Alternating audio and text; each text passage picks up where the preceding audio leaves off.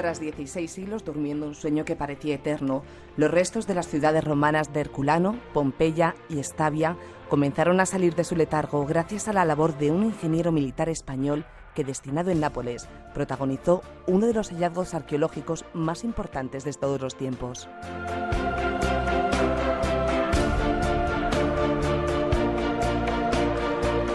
En nuestro programa de hoy contamos con Javier García Blanco, que como cada semana desgrana con nosotros, él con nosotros y nosotros solamente intentamos escucharle y aprender un montón de cosas de este libro, Españoles olvidados por la historia.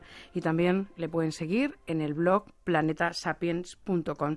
Javier García Blanco, buenas noches. Hola Pilar, ¿qué tal? Buenas noches. ¿Cómo vas? Pues muy bien. ¿Qué tal en Zaragoza? Fantásticamente. Tenemos muchos oyentes en Zaragoza, ¿sí? Que lo sepas. Sí, bueno, me alegro mucho. Hay mucho oyente de Los La paisanos. Noche en Vela, Esperanza, por ejemplo, que seguro que te está escuchando ahora. Bueno, el personaje de hoy, Roque Joaquín de Alcubierre, aragonés, o sea, paisano tuyo, de Zaragoza, nada menos. Sí, y que según cuentas tú, descubrió Pompeya. No sé si te has pasado un poco por ser paisano. O... No, nada más y nada menos que Pompeya, Herculano y Estavia, que eran tres ciudades romanas que quedaron sepultadas por la erupción del Vesubio. Y bueno, sin duda alguna, uno de los mayores hallazgos arqueológicos de toda la historia, en un siglo, además, en el siglo XVIII, que todavía no habían comenzado los estudios arqueológicos de cariz científico, ¿no? Como los que puede haber ahora, por lo cual todavía tiene más mérito. Claro. Oye, para situar a nuestros oyentes, ¿quién era Roque Joaquín de Alcubierre? Bueno, pues nuestro amigo Roque nació aquí en Zaragoza, como decíamos, a principios del siglo XVIII y de muy jovencito pues sintió la vocación de alistarse en el ejército como ingeniero militar. Y bueno, pues después de pasar unos pocos años en Gerona, como cumpliendo pues esa labor de ingeniero militar, en principio voluntario, que se conocía entonces, que era una especie de aprendiz, pues pasó poquito después, en la tercera década del siglo, pues a Nápoles, ¿no? En aquel momento estaba en manos del que sería más tarde Carlos III de España, que en aquel momento era Carlos VII de Nápoles y Sicilia, ¿no? Esa rama española de los Borbones que pues gobernó durante décadas en esas zonas italianas. Y bueno, pues allá se fue Roque Joaquín de Alcubierre como ingeniero militar, en un principio pues para abastecer y realizar las obras del Palacio de Portici, que era donde estaba alojado y la familia de Borbón, en este caso de Carlos, del futuro Carlos III. Entonces, uno de los hechos más importantes de este protagonista, que se me acaba de olvidar el nombre, Roque Joaquín de Alcubierre. Roque Joaquín de Alcubierre, fue su viaje, desde luego, a Nápoles, ¿no? Efectivamente. Allí es donde iba a comenzar su carrera como ingeniero militar ya de importancia. Fue avanzando poco a poco en el escalafón militar, pero sin duda alguna el hecho que lo convirtió en una figura relevante dentro del ejército a ojos del rey, sobre todo, fue pues esos trabajos arqueológicos. Hay que hacerse un poco la imagen en aquella época, que estamos hablando de la época de la Ilustración, que en muchos países europeos pues era habitual que personajes de noble cuna o de la realeza pues sintieran interés por cuestiones científicas, artísticas, filosóficas, y bueno, pues que el futuro Carlos III de España, que todavía no era entonces rey de España, pues también sintió ese tipo de inquietudes intelectuales, y bueno, pues hay que agradecerle, o la historia debe recordar bien no solo lo que hizo en Nápoles, que fue mucho, como veremos, sino también las labores culturales que ejerció en España, ¿no? Y bueno, en este caso, el primero de sus méritos fue escuchar las palabras de Roque Joaquín de Alcubierre, que le habían llegado a sus oídos noticias de que, bueno, en las cercanías de Portici, del palacio donde él estaba trabajando, acondicionando la zona, pues se encontraban de vez en cuando piezas antiguas de interés, ¿no? Y eso pues le llevó él a sospechar que podía haber algo realmente importante bajo aquel suelo. Y así fue como, solicitando permiso a su superior, quien a su vez pues lo llevó hasta el rey, pues recibió ese primer permiso. En un primer momento tampoco debieron concederle mucha importancia porque solo tenía 3 o 4 obreros a su cargo, pero poco a poco, cuando fueron surgiendo los hallazgos, las estatuas, los muros, los restos de lo que ellos creían que eran templos, pues bueno, se fueron sumando obreros a ese trabajo de Roque Joaquín de Alcubierre, que fue dejando las labores militares y centrándose en aquello que interesaba tanto a Carlos III, ¿no? Que era el arte, el conocimiento, etcétera. Hasta que, bueno, pues un buen día, ya en la década de los años 40, pues encuentran unos restos importantes en los que hay una inscripción que da a entender que aquello que se ha descubierto es ni más ni menos que el teatro de la ciudad de Herculano, ¿no? Una de esas ciudades engullidas por el Vesubio y que aparecían reflejadas pues en las crónicas de Plinio el Joven. ¿Y cómo se queda él? Porque, claro, de pronto se encuentra con semejante... Primero que le crean, ¿no? Que digan, ¿no? Que estén de acuerdo y que digan, que descubran que realmente es este sitio, ¿no? Pues la verdad es que, bueno, imagino que incluso para él debió ser pues un hallazgo de gran sorpresa, porque nadie esperaba entonces encontrar algo semejante, ¿no? Tenemos que hacernos una idea de que lo único comparable que existía en aquel momento eran las ruinas romanas que estaban en Roma, las del Foro, el Coliseo, etcétera, edificios que no habían quedado nunca sepultados, ¿no? Es que mucha, a lo mejor, no sé, pensando en aquel tiempo, ¿no? Pero mucha gente diría, pero ¿tú por qué dices que es esto? Que puede ser otra cosa. Claro, ¿con qué lo puedes acreditar, ¿no? De alguna manera. Era muy complicado. Muy complejo. Y de hecho, él mismo no pensaba haber descubierto Herculano hasta que localizaron esa primera lápida con una inscripción en la que se aludía directamente a Herculano y al arquitecto de ese edificio, ¿no? Y así, pues bueno, con las décadas se fue ampliando ese radio de acción. Estamos hablando de trabajos muy duros, en aquel entonces, que como decía antes, la arqueología todavía estaba en pañales, no era disciplina científica. Los trabajos, ¿no?, de arqueología en esa época no eran sistemáticos, no se hacía una cuadrícula, ¿no?, como se hace ahora y se va excavando poquito a poco y con mucho cuidado. Pues en aquel entonces él era ingeniero militar y lo que hacía eran galerías subterráneas, ¿no? Estamos imaginando una mina excavada poco a poco con túneles muy angostos y así era la forma que tenían ellos de excavar, un poco una especie de topos, ¿no?, humanos. Y con el peligro que eso conlleva, ¿no, Javier? Porque al ser túneles se puede hundir en cualquier momento, no es como hoy en día que a lo mejor se tienen unas piquetas o se asienta bien el terreno. Efectivamente, se podían derrumbar en cualquier momento, luego pues la calidad del aire no era la más deseable, estamos hablando pues eso de espacios muy pequeños, mal ventilados, y que por lo tanto pues bueno, era un aire enrarecido, ¿no? De hecho, él llegó a enfermar, estuvo 3 años retirado de las excavaciones mientras otros continuaban su trabajo, porque enfermó pues seriamente debido a la dureza de esos trabajos, que los tenemos recogidos en algunas crónicas de visitantes que acudieron allí y reconocieron efectivamente que era un trabajo muy duro. De hecho, se llegó a emplear en él pues tanto a esclavos como a condenados a prisión, como a prisioneros, y bueno, pues él estuvo unos años apartado, se retiró a Nápoles mientras se recuperaba un poco la salud y luego volvió, ¿no? Para entonces ya habían avanzado los trabajos, se habían recuperado muchísimas piezas. Claro, todos los días encontraban algo, ¿no? Sí, pues, según tu libro. Prácticamente los hallazgos eran continuos. Estamos hablando de una ciudad entera y luego serían otras dos más, Estavia y Pompeya, ¿no?, que serían en décadas siguientes.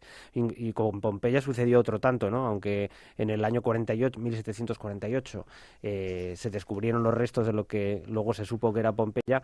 En un principio Roque no creía, ¿no?, haber encontrado Pompeya, pensaba que eran otros restos cercanos. Fue cuando encontraron otra estela en la que se nombraba la ciudad, pues cuando ya dijeron, pues sí, efectivamente estamos ante Pompeya. Esto fue de una importancia capital, ¿eh? No nos podemos hacer una idea, porque no solo influyó en lo que se conocía de la antigua Roma, que no era demasiado, pese a lo que podamos imaginar, sino que además influyó muchísimo en el arte del momento. En aquella época estábamos en plena expansión romántica de los viajeros que buscaban por toda Europa en busca de lugares exóticos, y Italia era uno de ellos, y el hallarse ese tipo de ruinas influyó mucho en el arte que se iba a hacer después, sobre todo en el arte neoclásico que se produce en el siglo siguiente, ¿no?, sobre todo. Y esto fue posible en gran medida a los hallazgos de esculturas, de pinturas, de obras de arte, de edificios, etcétera, que salieron a la luz gracias a los trabajos de Roque Joaquín de Alcubierre, y también al hecho de que Carlos III, una vez que había vuelto a España, siguió siendo informado puntualmente de todos los hallazgos y, bueno, él estipuló una serie de leyes de las que le estarán muy agradecidos en Italia actualmente, porque prohibió taxativamente que salieran de Nápoles ninguna de aquellas joyas artísticas y, por el contrario, que se reunieran en un museo, que era el Museo Ercolanense de Portici, en el que, bueno, pues se fue nutriendo todos esos fondos. Si no hubiera sido por Carlos III de España y su pensamiento ilustrado, pues seguramente muchas de esas piezas pues pasaría hoy como con las piezas griegas o egipcias que están en el British Museum, que están en el Louvre y en otros muchos museos de todo el mundo, ¿no? Y aquello evitó aquel expolio, por así decirlo. Él enfermó. ¿Y quién se hizo cargo de las excavaciones? Pues otros 2 militares, ingenieros militares. Ya digo que en aquella época era raro que hubiera eruditos e intelectuales interesados en los estudios arqueológicos al nivel que conocemos hoy. Sí que había anticuarios y algunos pensadores, algunos teóricos del arte empezaban a aparecer, por ejemplo Winkelmann, pero en aquel momento aquello era un trabajo asociado al ejército español, al que estaba vinculado con la Casa de Borbón en Nápoles, y por lo tanto fueron 2 compañeros suyos, también ingenieros militares, los que continuaron su trabajo. Habría muchos ya curiosos, ¿no?, interesados en visitar las ciudades, los descubrimientos. No sé qué tendría eso de positivo o no. Bueno, pues efectivamente fue mucha la gente que se acercó hasta allí, sobre todo estos viajeros románticos de los que hablaba yo antes. En aquella época había también lo que se conocía como el Grand Tour, que era una especie de el origen del turismo actual nuestro, y que, bueno, pues sobre todo ciudadanos británicos, gente de alto nivel adquisitivo, realizaban una ruta que les llevaba varios meses, incluso años a veces, en los que viajaban por toda Europa, ¿no? Atravesaban el Canal de la Mancha y después de llegar a Francia, pues viajaban un poco por todo el continente, un poco haciendo turismo, aprendiendo cosas del arte, de la antigüedad, y bueno, aquello se le llamó el Grand Tour, y entre las etapas principales estaba en efecto Italia, ¿no?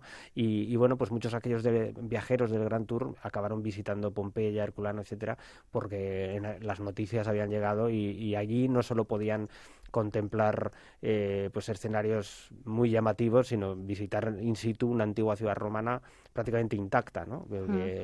Las cenizas del volcán las habían protegido del paso del tiempo, que es lo que no ocurrió en otros lugares. Entonces, pues bueno, muchos de estos primeros turistas acudieron allí, pero también estudiosos, ¿no? Antes hablaba de Winkelmann, que fue el padre de la disciplina de la historia del arte, y bueno, Winkelmann no le caían muy bien, no.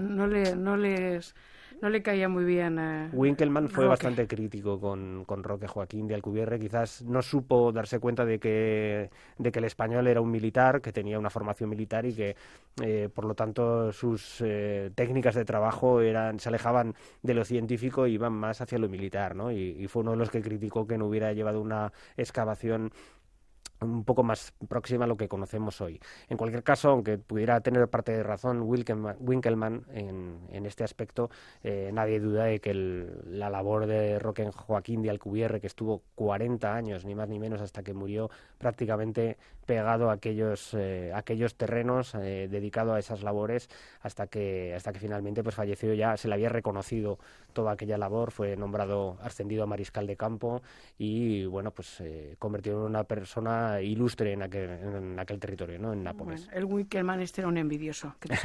Tú sabes que la envidia es muy mala, ¿no? Seguro. Estaban viendo, ¿qué hace aquí un aragonés descubriendo esto y nosotros no nos hemos dado ni cuenta? Claro. Pues sí, seguro que sí, porque aquello era pues lo máximo a lo que podría aspirar cualquier estudioso, y bueno, muchos arqueólogos de hoy en día seguro que sueñan con tener la oportunidad algún día de encontrar algo la mitad de importante que Pompeya. ¿Ha sido un olvidado de la historia este personaje, don Roque de Alcubierre? Hombre, los historiadores y los arqueólogos lo conocen bien, porque todo lo que hay de aquellos primeros tiempos de excavación, pues efectivamente proceden de los textos que se escribían para Carlos III y de las notas militares, ¿no? A nivel de ingeniería. Pero para la gente en general y a nivel popular es un total desconocido. O sea, prácticamente yo creo que a cualquier persona le preguntas quién descubrió Pompeya y no sabrían responder, ¿no? ¿no? Y sin lugar a dudas, pues bueno, todo el mundo conoce Pompeya, como decía antes, y recibe millones de turistas todos los años, aunque ahora esté en una situación un tanto lamentable, que ha habido una dejadez por parte de las autoridades italianas y han caído muchas casas, se han perdido muchas obras de arte. Sin duda alguna, Roque Joaquín de Alcubierre estaría hoy bastante triste de ver cómo está Pompeya, ¿no? Aunque parece que, bueno, están despertando las autoridades italianas y se va a poner remedio, esperemos, para que no perdamos esta pieza tan importante del patrimonio, ¿no? ¿Y en tu tierra le recuerdan bien? ¿Sí? Pues aquí, a nivel institucional académico, sí se le recuerda, pero ocurre otro tanto a nivel popular, ¿no? Exceptuando ocasiones pues muy puntuales en las que a lo mejor prensa o libros especializados se le recuerda, yo creo que mis paisanos tampoco tienen mucha idea. He de decir que yo hasta hace unos años tampoco conocía muy bien la figura de este aragonés, a pesar de que yo soy de formación en Historia del Arte y debería haberlo conocido, ¿eh? Bueno, pues a ver si con este ratito que has pasado con nosotros y con tu libro Españoles olvidados por la historia, héroes y villanos españoles olvidados por la historia, tus paisanos también le dan un poquito más de reconocimiento, porque casi nada, o sea, descubridor de Pompeya, entre otros, o sea, casi nada. Ni más ni menos. Ni más ni menos. Bueno, pues hasta aquí la historia de Roque de Alcubierre. Muchísimas gracias por haber estado con nosotros, Javier García Blanco.